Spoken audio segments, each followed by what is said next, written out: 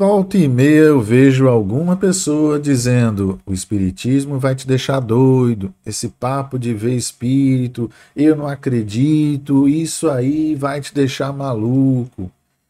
Já ouvi sacerdotes de outras religiões também com esse mesmo argumento de que o espiritismo vai deixar as pessoas loucas, de que o espiritismo vai atrair espíritos maléficos, de que o espiritismo é coisa do diabo, do demônio. Pois é. Será que é verdade ou isso aí é mais uma fake news, como a gente fala hoje em dia, né? Uma mentira no português claro. Esse é o nosso tema de hoje: loucura, suicídio e obsessão. Bora estudar o livro O que é o Espiritismo e compreender do que se trata. Eu vou lendo e comentando para vocês aquilo que eu entendo e peço que vocês façam o mesmo. Deixem nos comentários o que vocês entenderam, qual é a passagem que mais chamou a atenção, qual foi a experiência vivida por vocês com base nesse tema. Bora agora ler o comentário da pessoa crítica, aquela pessoa que quer atacar o espiritismo. Ele diz assim: certas pessoas consideram as ideias espíritas como capazes de perturbar as faculdades mentais, pelo que acham prudentes deter-lhes a propagação. Pois é. O que tem de padre, bispo, pastor e outras pessoas aí querendo acabar com o espiritismo, como se fosse possível, o que não é, como se o espiritismo fosse o grande vilão da humanidade, o que não é. Bora ver o comentário de Allan Kardec. Allan Kardec começa dizendo assim: deveis conhecer o provérbio, quem quer matar o cão, diz que o cão está danado. É um provérbio bem interessante que faz sentido com o comportamento de algumas pessoas que a gente vê ao longo da vida. Já vi político A atacando político B na sua honra. Jogador de futebol A atacando jogador de futebol B na sua honra. Já vi o sacerdote A atacando o sacerdote B na sua honra. A pessoa da religião A atacando a pessoa da religião B ou a religião em si. Essa é uma tentativa muito inútil que quase sempre dá errado para a própria pessoa que ataca. Pois atacar a honra de alguém fala mais sobre a sua própria honra do que a honra do outro. E aí vamos continuar a leitura. Não é, portanto, estranhável que os inimigos do Espiritismo procurem agarrar-se a todos os pretextos, como este lhes pareceu próprio para despertar temores e suscetibilidades, empregam-no logo, conquanto não resista ao mais ligeiro exame. Ouvi, pois, a respeito dessa loucura, o raciocínio de um louco. Todas as grandes preocupações do espírito podem ocasionar a loucura. As ciências, as artes, a religião mesmo fornecem o seu contingente. A loucura provém de certo estado patológico do cérebro, instrumento do pensamento. Estando o instrumento desorganizado, o pensamento fica alterado. A loucura é, pois, um efeito consecutivo cuja causa primária é uma predisposição orgânica que torna o cérebro mais ou menos acessível a certas impressões. E isto é tão real que encontrareis pessoas que pensam excessivamente e não ficam loucas, ao passo que outras enlouquecem sob o influxo da menor excitação. Existindo uma predisposição para a loucura, toma esta o caráter de preocupação principal, que então se torna a ideia fixa. Esta poderá ser a dos espíritos, no indivíduo que deles se tenha ocupado, como poderá ser a de Deus, dos anjos, do diabo, da fortuna, do poder, de uma ciência, da maternidade, de um sistema político ou social. É provável que o louco religioso se tivesse tornado um louco espírita, se o espiritismo fosse a sua preocupação dominante. É certo que um jornal disse que se contavam, só em uma localidade da América, de cujo nome não me recordo, 4.000 casos de loucura espírita. Mas é também sabido que os nossos adversários têm a ideia fixa de se crerem os únicos dotados de razão. É uma esquisitice como outra qualquer. Para eles, nós somos todos dignos de um hospital de doidos, e, por consequência, os 4.000 espíritas da localidade em questão eram considerados como loucos. Dessa espécie, os Estados Unidos contam centenas de milhares e todos os países do mundo um número ainda muito maior. Esse gracejo de mau gosto começa a não ter valor, desde que tal moléstia vai invadindo as classes mais elevadas da sociedade. Falam muito do caso de Victor Henneken, mas se esquecem que antes de se ocupar com os espíritos, já ele havia dado provas de excentricidade nas suas ideias. Se as mesas girantes não tivessem então aparecido, as quais, segundo um trocadilho bem espirituoso dos nossos adversários, lhe fazem girar a cabeça, sua loucura teria seguido outro rumo. Bom, até aqui nós percebemos que Allan Kardec está pontuando diversos casos que podem levar uma pessoa à loucura. Uma pessoa pode ficar com uma ideia fixa em algo e isso embaralhar a sua razão ao ponto dele começar a sofrer de algum tipo de transtorno. Às vezes a pessoa fica com a ideia fixa em si mesmo. Ele é tão fixado em si que a vida dos outros passa a não ter nenhum sentido para ele, a não ser a sua própria vida. Talvez seja o caso de classificá-lo como um narcisista. Tem aquela pessoa que fica com a ideia fixa de que a sua religião é a única verdade absoluta. Seria esse o caso de classificá-la a pessoa como um fanático religioso? Existem vários e vários casos assim, pessoas que se agridem e tornam-se loucas por isso. Pessoas que nasceram com algum tipo de transtorno mental ou a origem vem de uma disfunção orgânica. O espiritismo por si só poderia levar alguém à loucura? Não.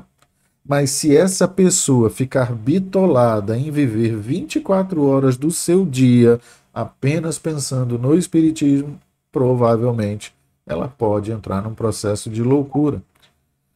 Tal qual pessoas, por exemplo, estão cometendo crimes absurdos na história da humanidade porque ficaram com a ideia fixa em alguém, ou em algum fenômeno, ou em algum caso estapafúrdio de uma notícia que fala sobre um meteoro que vai destruir o planeta, e aí a pessoa tira a própria vida com base nessa notícia.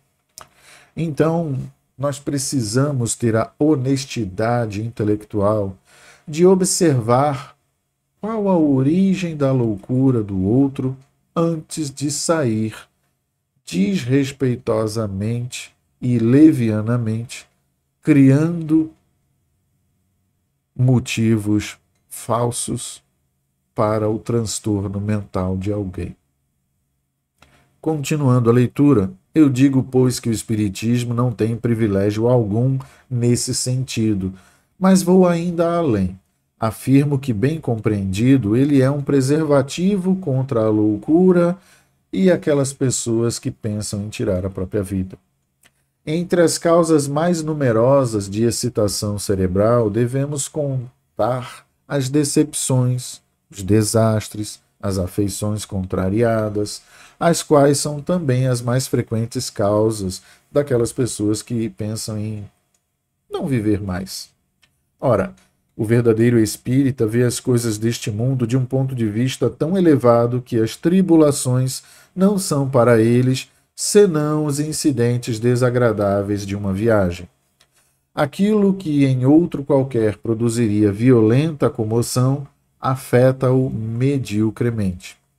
Ele sabe que os dissabores da vida são provas que servirão para o seu adiantamento, se as sofrer sem murmurar, porque sua recompensa será proporcional à coragem com que as houver suportado.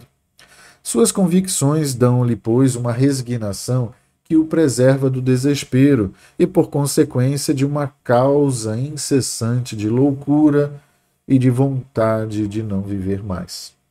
Ele sabe, além disso, pelo espetáculo que lhe dão as comunicações com os espíritos, a sorte deplorável dos que abreviam voluntariamente os seus dias.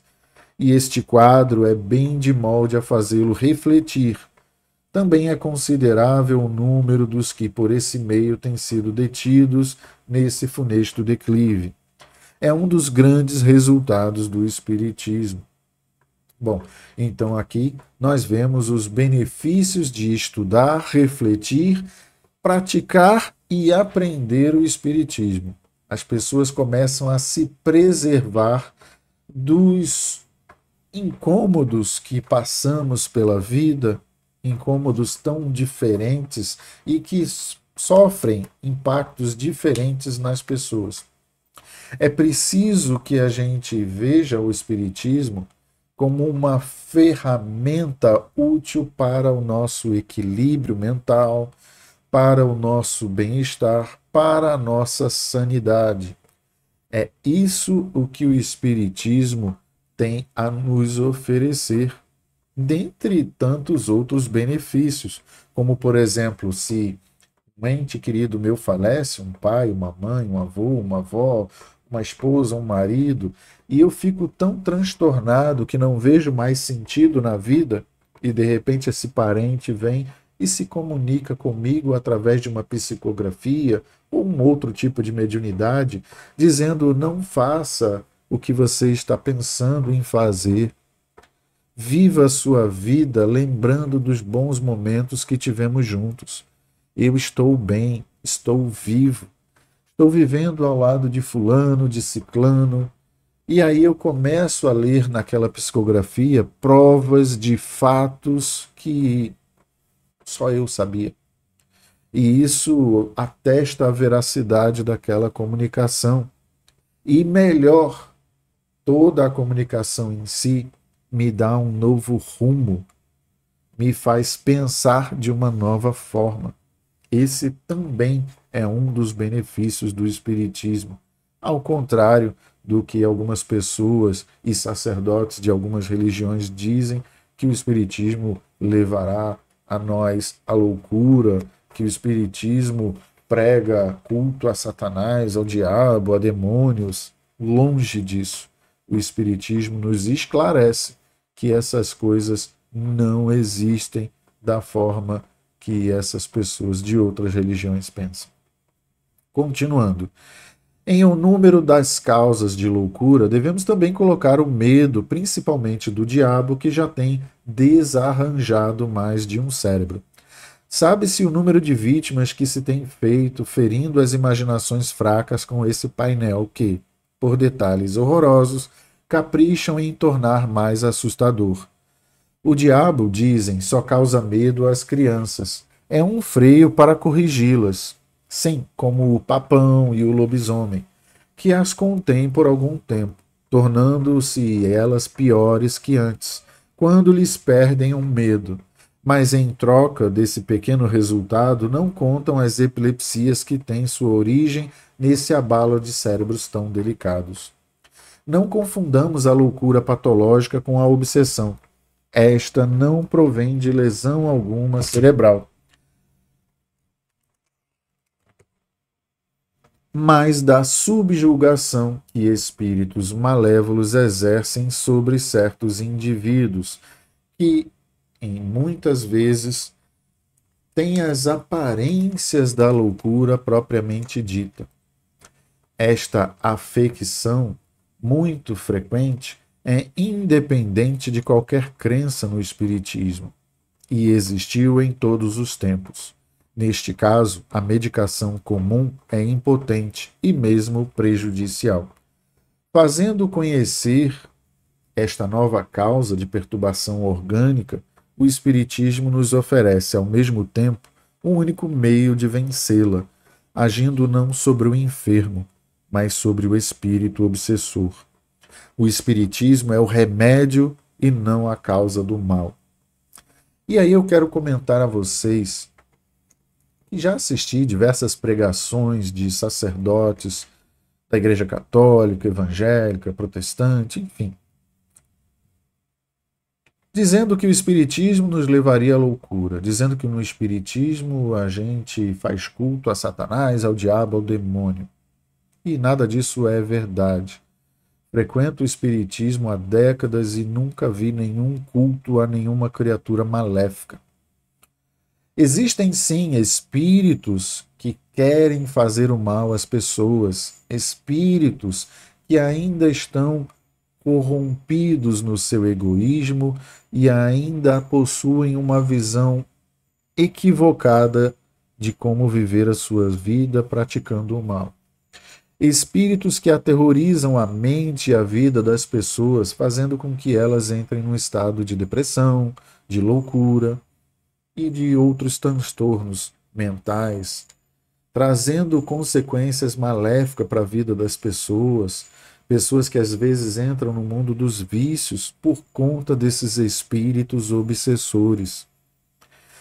E ao chegar na casa espírita e presenciar esses casos continuamente e ver que essas pessoas foram bem recebidas, acolhidas e tratadas no Espiritismo, essas pessoas puderam restabelecer a coragem de viver por terem aprendido no Espiritismo a razão dos males que os acometia. Espíritos maléficos que influenciavam a sua mente a fazer coisas erradas, a pensar de forma errada.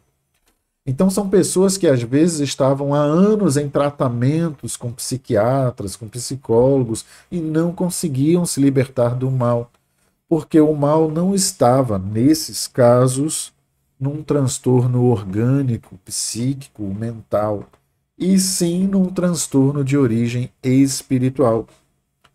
Então, ao fazer um tratamento de desobsessão e libertar essas pessoas da influência desses espíritos, essas pessoas puderam voltar ao seu estado de bem-estar e viver as suas vidas.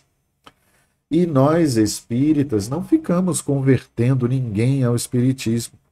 As pessoas que querem frequentar o espiritismo vêm porque querem, ficam porque querem. Nós não temos a pretensão de ser a verdade absoluta. Ao contrário, pedimos que as pessoas sempre reflitam, raciocinem, estudem os livros na prática e cheguem às suas próprias conclusões sem sofrer a influência de ninguém. Assim, estamos sendo intelectualmente honestos e respeitando o livre-arbítrio das pessoas, coisa que às vezes não vemos em muitos lugares que já frequentamos, em muitas religiões que já passamos, da palavra de muitos sacerdotes que antes pregavam dentro dos templos e agora fazem a sua pregação de terror na internet. Sim, pregação de terror. Elas acreditam que aterrorizando a mente das pessoas com um diabo terrível, que é colecionador de almas, eles vão trazer a pessoa para a sua religião e fazê-las prisioneiras dessa religião. E isso é um absurdo. Chega a ser praticamente criminoso, porque estão criando transtornos mentais na cabeças de pessoas com mentes frágeis. Reflitam, estudem aprofundadamente os seus livros sagrados para ver que em nenhum momento Jesus fez isso com ninguém. Ao contrário, Jesus nos ensinava a amar a todos, inclusive os inimigos. E por inimigos, já que vocês falam tanto em diabo, falam mais em diabo, em demônio, do que em Deus, vocês deveriam aprender a amá-los também. Sim, amar o diabo, Deus, o demônio, foi isso que Deus quis através de Jesus, que nos ensinou que devemos amar a todos, até os inimigos. Gostei demais desse estudo de hoje. Se você gostou também, deixa esse like nesse vídeo. Compartilha esse vídeo com pessoas que também gostariam de aprender sobre esse tema. E inscrevam-se no canal para continuarem estudando conosco.